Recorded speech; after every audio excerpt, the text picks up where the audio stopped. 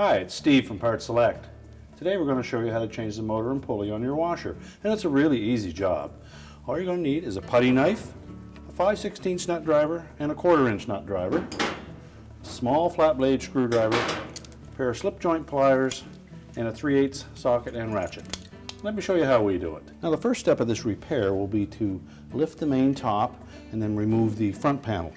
There's a couple of spring clips that are in about 4 inches from either side that we need to release to lift the main top. So the thin putty knife will come in from the center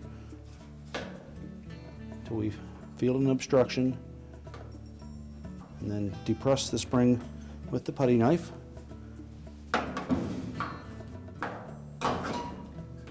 Then carefully lift the top, and we'll want to position the washer so that we can either lean the main top against the wall or have somebody support it while we're doing the repair. Next, we're going to remove two 5/16 hex H screws that secure the top of the front panel to the cabinet.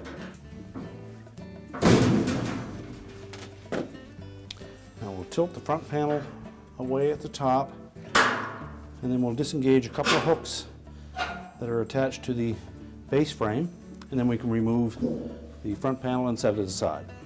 Now to remove the motor, it's held in place with two 3/8 bolts, one on the front and one on the rear.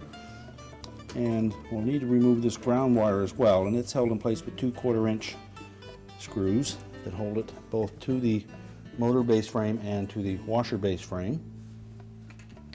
So we'll begin by taking that harness off.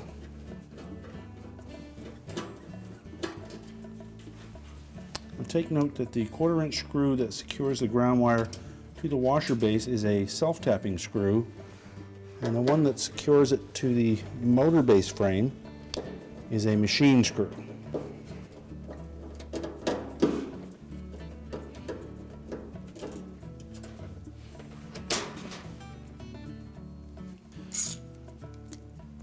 Next, we're going to remove the 3/8 bolt at the front, and then we're going to rotate that motor forward.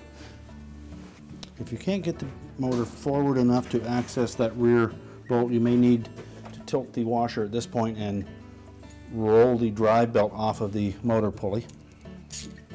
And we're just going to reach in behind, and we're going to locate that 3/8 bolt. It's identical to the one on the front. Just pull that bolt out and set that aside. Now we can lift that motor free of the base frame. Again, if it's caught on that belt, we'll need to roll the belt off of the pulley first, and then just pull it out far enough that we can access the two screws that secure the motor cover in place. Now a 5/16 screw, and simply lift the cover off, set that aside, and now we can take a flat blade screwdriver and we'll unhook the locking tabs to the wire harness, and then simply pull that wire harness off the motor, and then we can take the motor completely out of the washer base frame. Now to transfer the original motor base to the new motor, we'll need to remove these two 3/8 nuts and the sliders, as well as the tension spring. Now the tension spring, just take a pair of slip joint pliers, and we're just going to disengage the bottom of it from the motor, pull it out, let it tilt sideways, and then unhook it from the motor base. And we will be reusing that, so just set it aside. Next, we'll remove the 3/8 nuts. We'll set those aside and keep the sequence of the flat steel washer, the rubber mount, and the nylon slide all in order. And we'll just slide it out over the motor pulley. And we'll remove the rest of that assembly and set that aside. And we'll also remove the glide pad from the bottom of the motor. Just pulls straight out of the motor housing. It's a rubber bushing, so it's fairly snug in there. And then we can discard the old motor. Now with the new motor, we'll start by putting in the slide. And you may have to moisten that rubber portion of that to make it fit into the opening. Just a little bit of dish soap. It's a good lubricant for that.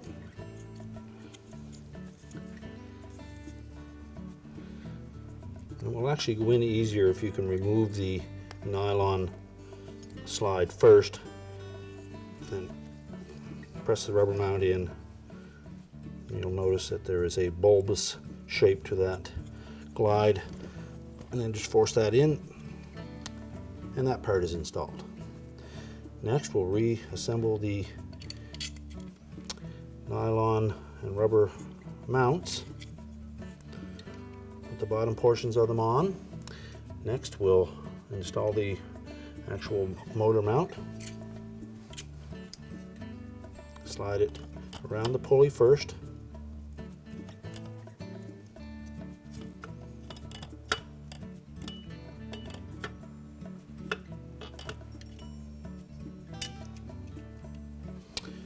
And then carefully reassemble, making sure the nylon glides sit inside of the slotted openings.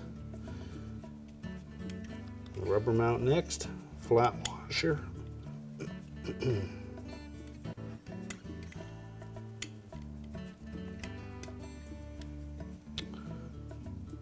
Once the flat washer is in place, take the steel washer, set that flush on top of it, and reinstall the 3/8 nut. And then we'll do the opposite side. Again, make sure that we center up that nylon bushing so that it sits inside the slot. Next, the rubber mount, the flat steel washer, and then the 3/8 nut. Tighten those securely. Make sure that it pivots freely. And then we're ready to reinstall the spring. So we'll take the hook portion of the spring first, insert it through the opening in the top, rotate it around, just compress it enough until it snaps into both a notch on the motor base and the notch on top of the motor. And now we're ready to reinstall the motor assembly into the washer. Now, when reinstalling the motor, we're first going to just tuck that harness out of the way, enough that we can set the motor partially into position. And we will reconnect the wire harness, make sure that locking tabs engage on both sides. And just pull it out far enough that we can get the cover on it.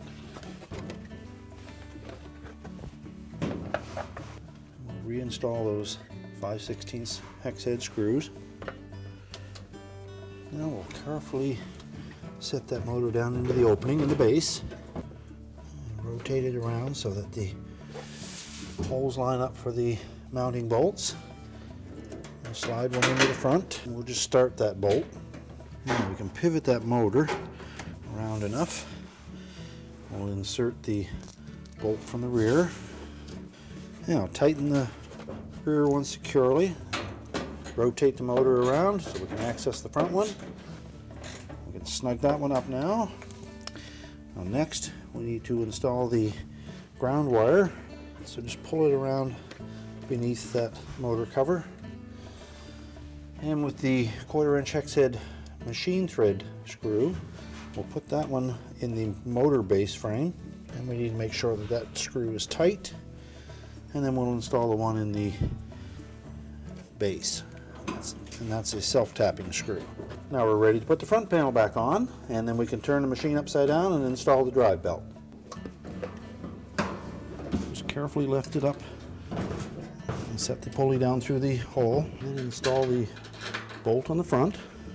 We won't tighten this bolt completely, and we'll rotate the motor forward and then locate the hole on the back side. And you'll probably have to pivot that motor base frame until you find the nut on the frame, and then we can tighten that bolt. And rotate the motor back into position, tighten the front bolt securely, and then rotate the ground wire into position. And we'll install the machine screw to the motor base frame first. And then with the self-tapping screw, we'll secure the ground wire to the washer base. And now we can turn the machine around and access the back of it to replace the 2 remaining springs at the very back. Now, to gain access to the rear springs, we will need to remove the rear access panel. We find it easier just to pull the machine completely away from the wall, disconnect the fill hoses and the drain hose. Just makes it a little easier to work on. The back panel is held in place with 5/16 hex head screws. We're going to remove the 3 across the top and the 2 on the ends, and then we'll just loosen the 3 on the bottom. We'll set that panel aside, and again we'll put our protective gloves on, and we're going to pull that tub towards the back, and then with our locking pliers we'll grasp that spring firmly, and then we'll lift it free of the hook, tilt it out of the base frame, discard the old springs, and then we'll apply a little bit of grease to the hook on those springs before we reinstall the new ones, and verify that the openings on the top have grease on them as well, and if not, add some to the spring.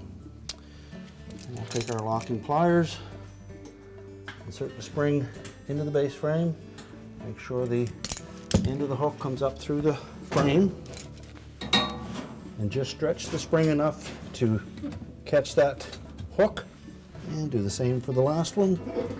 Now we can reinstall the back panel. Make sure that we engage all 3 slots on the bottom of that panel.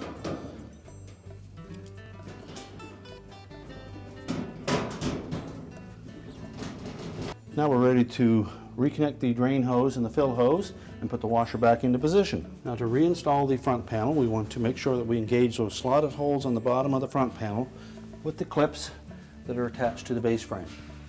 We also have a couple of locating pins, one on each side, that will have a nylon insert that slides over those.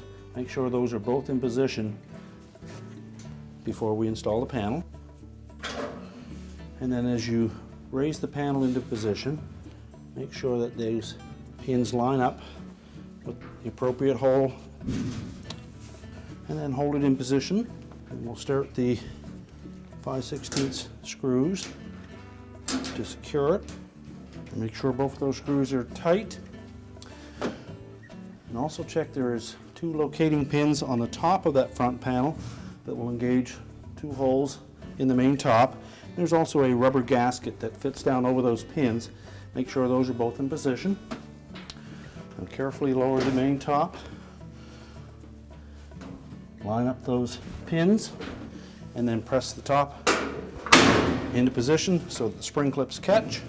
Now that we have the rear access panel and the front panel and the top installed, our repair is complete. I told you it was an easy job. Thanks for watching, and good luck with your repair.